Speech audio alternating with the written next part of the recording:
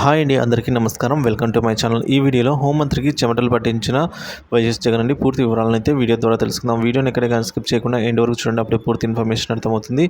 వీడియోకి ఒక లైక్ కొట్టండి ఫ్రెండ్స్. ఇక వీడియోలోకి అయితే వెళ్ళిపోదాము ఫ్రెండ్స్. ఇక విషయానికి వచ్చినట్లయితే జగన్పై హోంమంత్రి అనిత గారు అనుచిత వ్యాఖ్యలు అయితే చేశారని మాజీ మంత్రి అంబటి రాంబాబు గారు అయితే రివర్స్ అటాక్ చేశారండి హోంమంత్రి పైన.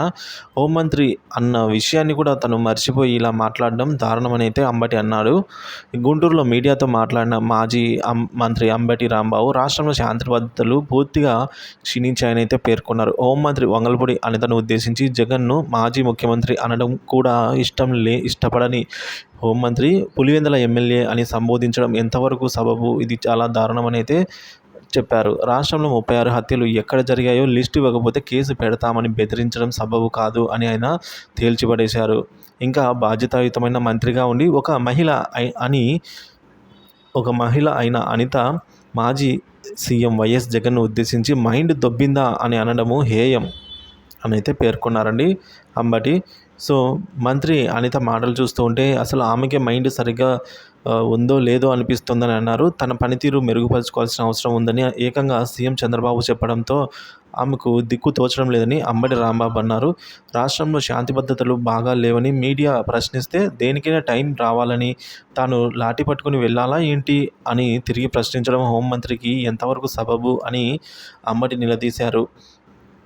ఇక పల్నాడు వినుగొండలో వైసీపీ కార్యకర్తలు నడి రోడ్డుపై దారుణంగా నరికి చంపితే ఆ ఘటనపై దుష్ప్రచారాన్ని చేస్తున్నారని మాజీ మంత్రి అంబటి రాంబాబు ఆక్షేపించారు. అది రాజకీయ హత్య ఏం కాదని, ఇద్దరు మిత్రుల మధ్య వివాదం వల్లే ఇలా జరిగిందని, అదే కారణం అంటూ ప్రచారం చేస్తూ కేసును పక్కదారి పట్టించే ప్రయత్నం చేస్తున్నారని అంబటి పేర్కొన్నారండి. ఇక ఈ ఘటనలో మా పార్టీదే బాధ్యత అని అనడం అత్యంత హేయమైన పని అని చెప్పేసి తేల్చిపడేశారు అంబటి. ప్రతి రాజకీయ హత్య వెనుక వివరాలను ఖచ్చితంగా బయటపెట్టి తీరుతామని అయితే అంబటి రాంబాబు అన్నాడు. ఇక నంద్యాల ముచ్చుమర్రి ఘటనలో బాలిక శవం ఆచూకీ ఇంతవరకు కనిపెట్టలేదని, అనుమానితుడు గాయాలతో మృతి చెందడం ప్రభుత్వ హత్య అని ఆరోపించాడు అంబటి. రాష్ట్రంలో కొత్త ప్రభుత్వం ఏర్పడిన తర్వాత జరిగిన ప్రతి రాజకీయ హత్య వివరాలను ఖచ్చితంగా బయటపెట్టి తీరుతామని అంబటి స్పష్టం చేశారు. రాష్ట్రంలో విఫలమైన లా అండ్ ఆర్డర్ గురించి మాత్రం ఖచ్చితంగా రోడ్డు మీదకి వచ్చి నిలదీసే పరిస్థితి ఉంటుంది అని అయితే ఈ మేరకు ప్రకటించేశారండి అంబటి రాంబాబు. ఇక శాంతి భద్రతలపై శ్వేతపత్రం రిలీజ్ వాయిదా. అందుకే సో జగన్ను అప్రతిష్ట పాలు చేయడమే చంద్రబాబు లక్ష్యంగా పెట్టుకున్నారని మండిపడ్డారు. అందుకే శ్వేతపత్రాల పేరుతో అసత్యాల ప్రచారం చేస్తున్నారని, 45 రోజులుగా రాష్ట్రంలో దారుణ పాలన కొనసాగిస్తున్నారని అయితే అంబటి మండిపడ్డారు. యథేచ్ఛగా హత్యలు, దాడులు, ఆస్తుల విధ్వంసము వంటి ఘటనలకు పాల్పడుతున్నారని అన్నారు.